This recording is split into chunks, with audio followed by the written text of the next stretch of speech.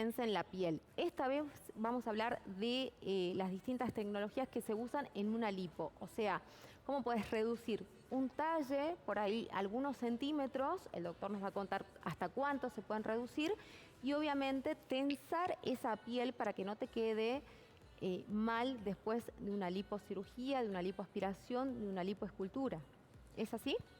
Esto lo estuvimos presentando la semana pasada en el Congreso brasilero, que con el americano son los dos más importantes del mundo, y justamente la combinación de tecnologías te permite, para reducir la grasa, usar el láser o el váser. El váser es un ecógrafo, pero que no sirve para ver imágenes, está destinado a destruir la grasa.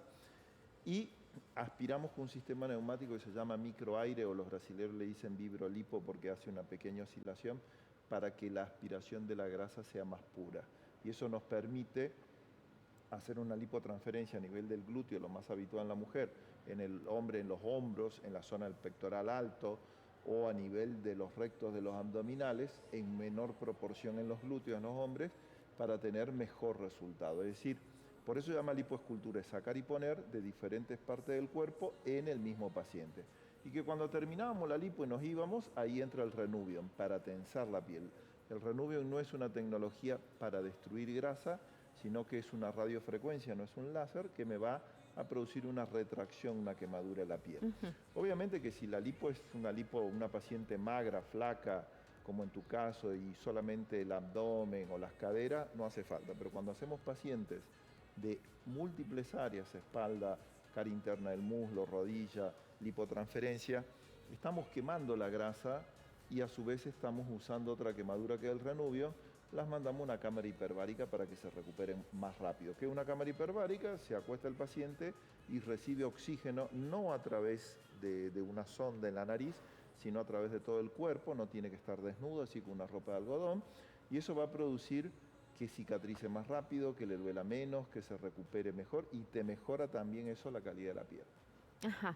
Bueno, a tener presente esto entonces para todas las personas que me estaban preguntando, porque también me preguntaban si era posible en el rostro, por Sí, ejemplo, el el Renuvion. Renuvion para tensar la piel de la papada después de una lipo sirve, para la parte lateral de la cara también sirve, y lo que tenemos que poner énfasis es lo que hoy está de moda a nivel mundial, que es Fast Track o recuperación de 24 horas. Yo tengo 32 años de cirugía plástica, desde el 2002 que lo hacemos, o sea, hace más de 20 años, que el paciente quede internado 4 horas después de la cirugía y después se va a su casa y vuelve, tanto para una cirugía de prótesis mamaria, un lifting o una lipo. Obviamente que hay cirugías más agresivas que requieren internación a veces de un par de más de horas. Eso permite que el paciente en 2 o 4 días esté recuperado, trabajando sin hacer gimnasia, siempre y cuando no sea una cirugía de cara, que bueno, va a estar con 10, 15 días inflamado. Pero hoy la tecnología ayuda que te duela menos, que la recuperación sea más rápido y que el paciente tenga mejor resultado. La calidad de la grasa, no sé si ahí estamos viendo. Ahí estamos viendo La algunas calidad de la imágenes, por grasa supuesto. con este tipo de tecnologías es maravilloso. Entonces el grado de integración o que prende la grasa es mayor. Como toda tecnología, estamos quemando al paciente, tenemos que saber manejarla y capacitarnos, porque lamentablemente si no la sabemos manejar, también podemos traer otro tipo de consecuencias. Esta grasa tiene menos sangre, menos sangrado. Y se integra más porque la aplicación del váser o el láser libera lo que son las células madres de la grasa. Las células madres están en las crestas ilíacas, en este hueso que es el esternón, pero en un sistema pluripotencial, o sea, ¿cómo te diría?, más rudimentario en la grasa. Pero la grasa tiene 500 veces más de células madre que la médula ósea a nivel de esternón o de crestas ilíacas. Entonces, eso nos permite que hoy, por ejemplo, una cicatriz que no te quedó bien, nosotros la despegamos y le ponemos un poquito de grasa y ya con eso mejora. Y si la quemás con un láser, mejora más. Doctor, para aquellas personas, ya que estamos hablando de cicatrices, ¿no? Porque hay muchas personas que tienen miedo con esto, de hacer queloides, por ejemplo. Entonces uno dice, bueno, ay, no me puedo someter porque yo tiendo a hacer queloides. Yo tiendo a hacer una mala cicatrización y obviamente tengo miedo de lo que pueda pasar con una cirugía quizás más compleja o donde hayan, digamos, de alguna forma un espectro más grande de cicatriz.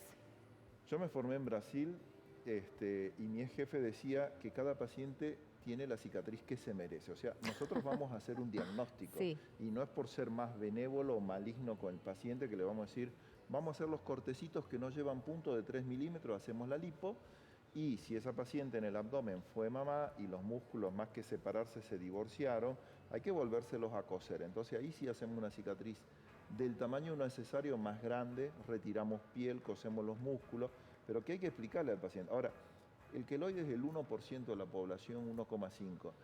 Cuando haces una incisión, un corte en la zona arriba del pubis, es muy fácil de comprimirlo con un jean, con una faja. El queloide anda muy bien en la compresión, se toman medidas de prevención, se le muestran fotos al paciente. Entonces, es muy diferente que te haces una cicatriz de una cirugía de tiroides en la base del cuello, donde es muy complicado comprimir esa cicatriz porque te vas a ahogar. El queloide lamentablemente es algo que el paciente hace sin querer, está dentro de su genética, de su organismo, y el queloide lo vas a hacer una vez en la vida, de vez en cuando o siempre, y te lo podés hacer, tu organismo lo puede hacer por colocarte un piercing, un tatuaje o una cicatriz, o te caíste de la bicicleta, de la moto, te raspaste en el O asfalto. sea, es como una tendencia del mismo cuerpo, digamos. ¿Qué es la cicatriz? Nosotros tenemos cicatriz hipertrófica y queloide. Cicatriz hipertrófica es como cuando vamos al gimnasio, hacemos pesa y los músculos crecen. Y el Sí. queloide sería lo mismo con pichicata, que tú vas a ver que en 3 meses un hombre tiene un desarrollo muscular gigante. Entonces la cicatriz se levanta como una salchicha. Eso es ¿Pero el la queloide queloide. siempre es para afuera? Sí, pero también Ajá. puede hacer, pero se ve más hacia afuera que hacia adentro. Claro. Es genético y a veces lo tiene el papá y no lo tiene el hijo o la mamá y no lo tiene y lo tiene el nieto. O sea, es recesivo, no es dominante, no se transmite en toda la línea. Y ahora, doctor, como en este caso, digamos, del mensaje, ¿es bueno que el paciente avise, digamos, ponga en conocimiento si al tiene cirujano? queloide es bueno que nos avise. Hay medidas de prevención y hay pacientes que yo he operado con un queloide de una cicatriz de vesícula y después le hemos hecho esta cicatriz que es la lipoabdominoplastia y no la han hecho, hemos hecho medidas de prevención, se puede infiltrar, se puede sacar la cicatriz, se la vuelve a hacer, se puede hacer beta terapia, que es una forma de radioterapia, o sea, tenemos alternativas para luchar contra el queloide, pero el paciente tiene que entender que no es que lo suturó mal su cirujano o su cirujana plástica, es algo que hace el organismo que tiene como sin querer. congénito prácticamente. Claro, y es involuntario, no lo haces porque te portaste mal en el posoperatorio. ¿Entendido? Sí. Eso es otro tema que es importante que el paciente sepa. Y tampoco es producto de una mala, digamos, cirugía. No, pero cuando hacemos cortes un mal chiquititos, procedimiento. claro, cuando hacemos cortes de 3 milímetros en la lipo, es excepcional que hagas un queloide. Cuanto más chiquita la cicatriz, es menos probable. ¿Y qué pasa en esta combinación de metodología en una lipo? Por ejemplo, ¿cuánto se minimizan este tipo de riesgos, este tipo de también padecimientos, por ejemplo, en el momento de retrotraer esa piel que por ahí mucha gente tiene miedo que sea un colgajo, hay gente que ha adelgazado muchísimo, que lo ha hecho con métodos naturales, que lo ha hecho haciendo ejercicio, que lo ha hecho haciendo dieta y que después va al cirujano para tener un mejor resultado y obviamente lograr ese cuerpo estético que todo el mundo quiere tener. Bueno, es importante que el paciente entienda, cuando hay un colgajo y tú vas y tenés, por decir, 30 o 40 años de edad y has bajado de peso y tu abdomen parece de 90 años, no existe tecnología que nos vaya a evitar el corte. La tecnología nos va a ayudar que aparte de sacar esa piel que sobra, se pegue mejor todo lo otro, se adapte mejor y el resultado sea espectacular, sí, pero nosotros no podemos extrapolar los límites que ya se conocen, en donde hoy hay gente que compró una máquina de Renuvion siendo cirujano plástico que cree que ya no va a hacer más el corte, tiene sus indicaciones. Entonces lo primero, revisar al paciente, explicarle al paciente. Ahora, hay pacientes borderline que yo te puedo decir, podemos andar sin el corte, sin la cicatriz grande con los pequeños cortes y vas a tener tal porcentaje de mejoría, o vamos a hacer una cicatriz más grande y vas a tener mejor resultado. Y se charla. Esa es la paciente que estaría indicado para los dos procedimientos. Pero hay otras pacientes que por más que quieran solamente incisiones o cortes sin puntos, lamentablemente su diagnóstico no nos lo permite. Obviamente que si buscan, encuentran a alguien que le haga lo que ellas quieren, pero ellas no son cirujanas plásticas o cirujanos plásticos, y después esa paciente no siempre vuelve y te dice, mira doctor, ¿sabe qué? Usted tenía razón, pero yo... Entonces, lo importante es buscar, como siempre decimos, un cirujano o cirujana plástica acreditado, que sea especialista, que le haga el diagnóstico, y sí, esta tecnología me va a permitir que la paciente se recupere más rápido, que no le duela, que tengamos menos riesgo que la grasa viaje a través de una vena, una arteria, te tape una arteria, una vena del cerebro, corazón y pulmón, que es el tromboembolismo pulmonar, que la paciente se pueda morir. Es decir, toda la tecnología es bienvenida, pero hay que saberlo usar. Entonces, ¿te duele menos? Ya te estás moviendo. Te vas a las 4 horas a tu casa, volvés al otro día, ya te estás moviendo. A una paciente que se queda 2, 3 días internada, dolorida, que no se levanta ni al baño, le ponen la chata, se le tapa una venita de la pantorrilla atrás de la rodilla que se llama hueco popliteo. Cuando a los 2, 3 días se empieza a mover, ese coágulo, que es un trombo, como un pedacito de morcilla, viaja por las venas, te tapa una vena del pulmón o del corazón y ese paciente termina en terapia intensiva y se puede morir. O sea, no es solamente que nos permite que el paciente le duela menos, se recupere mejor, sino evitar complicaciones. Pero obviamente también para prevenir eso, durante la cirugía se hacen medidas, se hidrata bien el paciente, se ponen botas de presoterapia durante la cirugía y es importante que ese paciente nos diga, a ver, yo en el último mes no hice ningún viaje, yo operé una paciente hace 1 o 2 semanas que ella tuvo un viaje de 20 horas, entonces hay que prevenirla con una medicación que se llama heparina bajo peso molecular. Es decir, siempre volvemos al origen.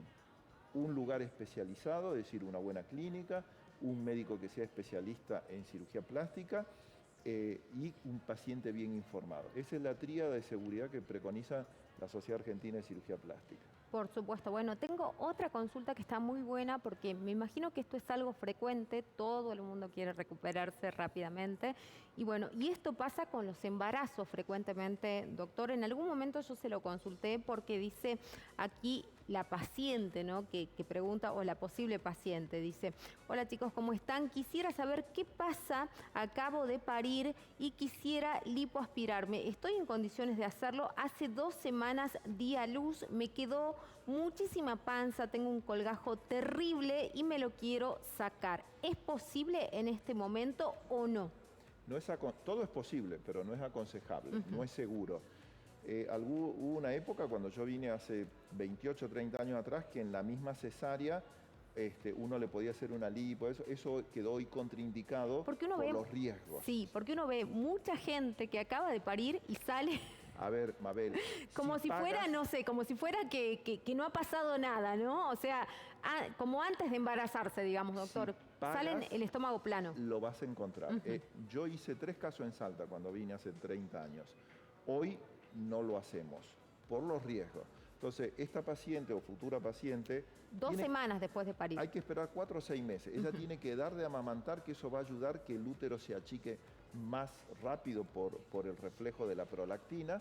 Y sí puede ir consultando a los 2 o 3 meses, pero hay que esperar los 4 o 6 meses que se retraigan los tejidos, que se acomode y ahí sí se puede operar.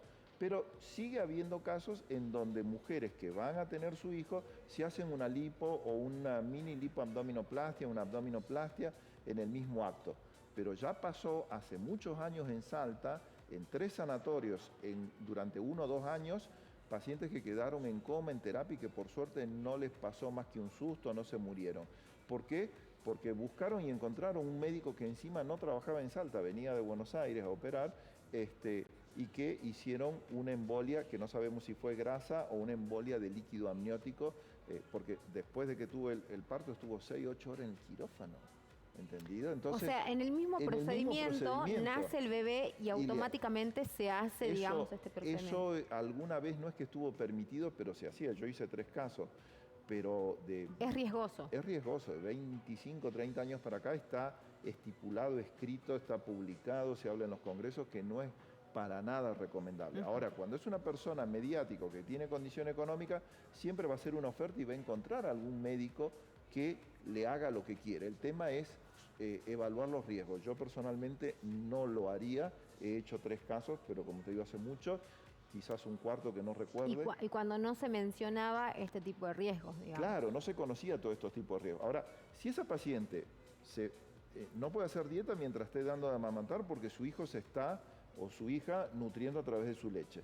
Pero esa paciente, después hay que ver si hizo cesárea o no, empieza con unas caminatas, actividad física, sigue dando de amamantar, se va achicando los tejidos y puede ir a hacer un tratamiento en un spa para que le mejoren algo, puede ir consultando, pero el criterio son 4 a 6 meses. Claro, están desesperados, viene el verano, se quieren poner la malla, es lógico. Es casi, claro, es casi lógico. Yo he visto mucha gente que, qué sé yo, al mes de parir estaba en el gimnasio internada por 2 o 3 horas, digamos. Es bastante común. Es que después de 3 a uno semanas, le parece raro, pero... Después de 3 semanas, un mes, así hayas tenido una cesárea, muchos ginecólogos te dicen 3 meses. Sí. La paciente a partir de las 3 semanas puede hacer gimnasia menos abdominales hasta el mes y medio, si tuvo una cesárea, pero si fue un parto normal, a partir de los 15 días puede empezar una caminata, eso va a liberar endorfinas, se va a sentir mejor, pero no puede dejar de amamantar o tomar porquerías porque a través de la leche lo que ella tome le está transmitiendo a su hijo, eso es muy importante que lo sepan. Bueno, ¿y qué otras cosas tenemos en esta combinación, por ejemplo, de técnicas que nos puede mejorar una lipo, ¿no? Porque antes teníamos miedo, usted hace semanas atrás nos comentaba justamente de que en muchos casos tenía temor al dolor, por ejemplo, ¿no? El dolor era como algo que iba aparejado, es decir, liposucción, lipoaspiración, lipoescultura, era como que uno tenía de alguna manera aparejado esto, de que era una cirugía muy dolorosa, distinta por ahí a otras cirugías que uno ve los resultados inmediatos, como puede ser una cirugía mamaria, ¿no? Con implantes mamarios, donde uno dice, bueno, ya está, ya pasó, tendré 1 día, 2 días de dolor, pero bueno, ya el resultado está. Bueno, yo siempre prefiero que al paciente le duele un poquito, porque cuando no le duele, el paciente quiere hacer su vida normal y es una cirugía. Y como no te ves cicatrices porque son pequeños cortes que no le damos puntos, yo siempre le digo, me muestra la palma de su mano es el 5% del cuerpo. Te lipoaspiramos el abdomen, la cintura, la espalda, te pusimos grasa en los glúteos, una lipotransferencia entre pierna, rodilla, es un 70% de tu superficie corporal. La paciente anda dando vuelta al otro día por el shopping y después te llama a la noche y dice, ay doctor, me duele todo. Entonces yo siempre le digo, 2 días de reposo de casa, no de cama. No tiene que estar acamada, pero tranquila. Sin exponerse al calor, o sea, las cosas básicas que uno tiene por 2 días, salvo que sea una urgencia. Sí. Y de esa manera el paciente... Pero ahora, para las lipo usamos un calmante común. Para ya cuando cortamos la piel o cosemos los músculos, usamos un calmante más fuerte. Pero la idea es que sea tolerable. Y realmente los pacientes te dicen, doctor, es como usted me contó, 2 a 3 días, un dolor como cuando uno vuelve al gimnasio después de muchos meses, todo. Como también escucho pacientes que no se operaron con nosotros sin tecnología, que dice que pasó un mes dolorida, que no podía caminar, que no podía dormir. Bueno, porque si a la grasa la arrancas y no la destruyes como un aceite, obviamente que cuando te despiertes de la cirugía es otra la historia. Entonces eso es muy importante. Hoy las prótesis de mama, el paciente se va a las 4 horas, le molesta 2 o 3 días, no está manejando recién a los 4 días, pero tiene una recuperación fantástica cuando 20 años atrás era muy diferente. Claro, bueno, a tener presente todo esto. Y después otra de las consultas que dice, ¿a dónde se puede transferir esa grasa que se saca de una liposucción? Al lugar que se te ocurra, podemos poner grasa en los pómulos, los surcos, los ángulos de la mandíbula, mentón, para resaltar las saliencias óseas. En la boca, mi experiencia es que o te dura o no dura nada. O sea, el ácido hialurónico es mucho mejor. Como dije hace rato, en los hombres, a nivel de los deltoides, en los hombros, un poco menos frecuente bíceps y tríceps, en la zona alta del pectoral, no la baja, en la zona alta, en los rectos abdominales para hacer, digamos, la cuadrícula, la high definition, y ahí usamos para todos estos músculos pequeños el ultrasonido, que es el ecógrafo. Es la Ultra K-Definition, es decir, la ultra definición por el uso del ultrasón, que es el ultrasonido. Y eso va a depender de la cantidad de grasa también que se saque. Pero, por ejemplo, un hombro no te lleva más de 100 a 200 mililitros, una zona pectoral 100 a 200 mililitros, 200 mililitros una mamadera.